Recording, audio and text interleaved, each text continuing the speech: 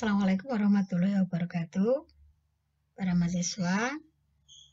Hari ini kita akan melanjutkan materi kita di mata kuliah kurikulum dan perencanaan pembelajaran bahasa Indonesia ya. Nah, pertemuan kemarin kita sudah belajar bagaimana cara membuat program tahunan ya. Di program tahunan kemarin langkah pertama adalah menghitung alokasi waktu dulu. Kalau Anda semester ganjil atau gasal, itu bulan apa sampai apa, genap apa sampai apa. Pertama adalah menghitung jumlah pekannya, jumlah minggu. Ya, dalam satu bulan itu ada berapa minggu?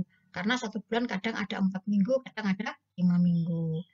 Nah, lalu dari jumlah pekan itu ada pekan efektif, ada pekan tidak efektif.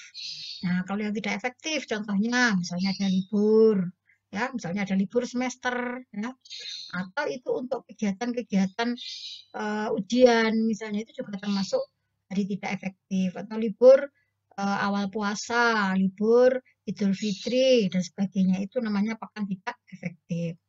Nah, kemudian langkah tadi, pekan yang jumlah pekan dikurangi pekan yang tidak efektif. Sehingga kita punya, dalam satu semester itu berapa minggu atau berapa pekan yang efektif. Artinya efektif bisa digunakan untuk pembelajaran.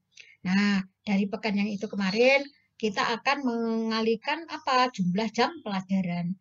Jumlah jam pelajaran itu di SMP dan di SMA tidak sama. Ya, kalau jumlah jam pelajaran gitu ya, di SMP, ya, ini kalau kita lihat di Permendikbud ini, misalnya ini yang ini SMP ya, kalau di SMP jumlah jam pelajaran bahasa Indonesia untuk kelas 7, 8, 9 adalah 6 jam pelajaran. Sedangkan di SMA jumlah jam pelajaran bahasa Indonesia adalah 4 ya. Jadi yang kemarin yang SMP dikalikan 6, yang SMA dikalikan 4 gitu ya. Nah, kemudian kita lanjutkan. Jadi di sini Anda harus tahu ada SMP apa SMA gitu ya, tentang pelajaran bahasa Indonesia. Misalnya ini SMP misalnya ya. Nah, kalau di SMP berarti jumlah jam pelajarannya tadi 6. Nah, kita akan mengisi KD dan indikator ini nanti akan diajarkan pada bulan apa ya. Nah, misalnya kompetensi dasar 3.1. Misalnya di KD ini ada 3 indikator misalnya. 3.1.1 misalnya ini ya. 3.1.2 ada 3.1.3 ya. Nah, terus misalnya kemarin kita sudah membagi indikator ini, misalnya ini 2 jam gitu ya. Nah, 2 jam, ini 2 jam, ini 2 jam misalnya ya.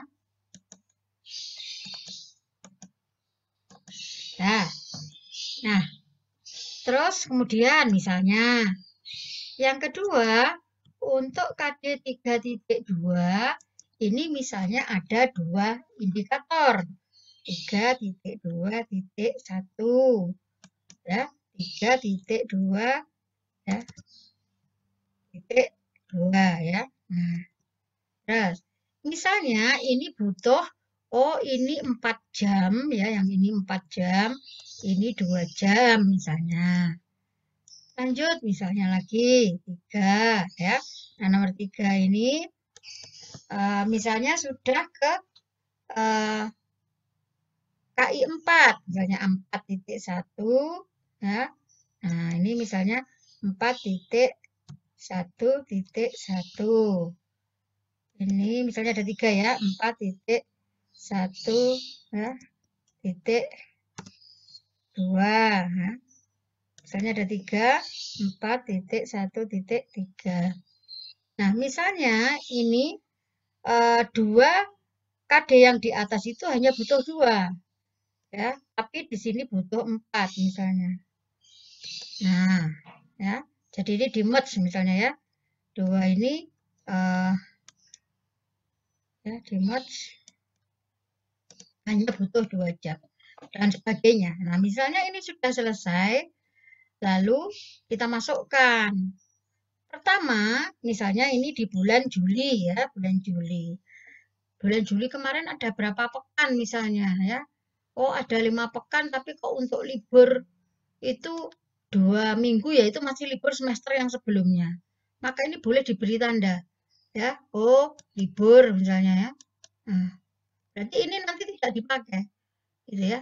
Nah, terus lagi ada masuk tetapi digunakan untuk eh, awal semester, misalnya untuk kegiatan orientasi atau MOS misalnya ya. MOS misalnya. Maka ini juga tidak kita pakai gitu ya. Dan sebagainya. Oh, bulan Agustus berapa pekan. Jadi pekan yang tidak efektif diberi warna gelap dulu, nanti tidak digunakan untuk jam ya. Nah, jadi misalnya jumlah pekannya berapa misalnya. Oh, ini kok misalnya hanya 4 pekan ya, ini berarti gelap. Tidak dipakai nomor 5 dan sebagainya. Ya. Nah, sekarang kita akan mulai mendistribusikan jamnya. Ya. Oh, 3 titik SMP tadi, ingat di SMP jumlahnya ada 6 jam dalam setiap minggu. Berarti ke bawah. Ke bawah ini jumlahnya harus 6. Maka Juli pada minggu keempat dimulai pembelajaran bahasa Indonesia untuk 31. Ditulis saja 2, 2, 2. Berarti 3.1 disampaikan pada minggu keempat. Nah, kalau 32 kapan? Tidak boleh di bawahnya lagi karena jumlahnya sudah 6. Maka di sini 4. Nah, karena 4 lalu 2. Berikutnya lagi, apa boleh di bawahnya? Tidak boleh. Harus ke minggu berikutnya. Nah, karena ini di merge ya, jadikan satu aja karena 2 indikator hanya 2 jam. Ya, maka ditulis di sini 2 jam. Nah, 2 jam. Nah, terus berikutnya 4. Kan butuh 4 jam. Nah, berarti di sini ditulis 4. Dan sebagainya. Ya. Nah, itu kalau di SMP. Nah, kalau di SMA, berarti kan hanya butuh 2 jam. Nah, misalnya ini di SMA, ya. SMA, distribusinya tidak begitu lagi. Bukan lagi 6, tetapi 4. Nah, misalnya, minggu ini sudah kita berikan misalnya 2 jam, 2 jam. 1 minggu sudah 4. Kalau begitu kita harus pindah ke minggu berikutnya. Berapa? Kan sudah 4 ya. Karena jumlahnya maksimal SMA tadi 4. Berapa ini? 2. Bawahnya berapa? 4. Tidak boleh. Karena apa? 1 minggu hanya 4. Maka dituliskan 2 jam. Loh, di mana 2 berikutnya? Pada minggu berikutnya. Loh, di sebelahnya. Loh, ya, 4. Lalu minggu berikutnya butuh berapa? 2 jam. Ditulis di sini. Nah, lalu minggu berikutnya di mana? Apa di bawahnya? Tidak boleh, karena sudah 4. Oh, maka di sini. Nah, di merge. Ya. Nah. Berapa jam? 2 jam. Nah, 2 jam. Nah, sudah 2 jam, minggu berikutnya berapa lagi? Ini butuh 4 jam. Oh, ditulis 2 jam. Lalu 2 jamnya kemana? Ya, ke sampingnya, tidak boleh ke bawah. Berarti pada minggu yang ketiga, ini misalnya bulan Agustus. Dan seterusnya.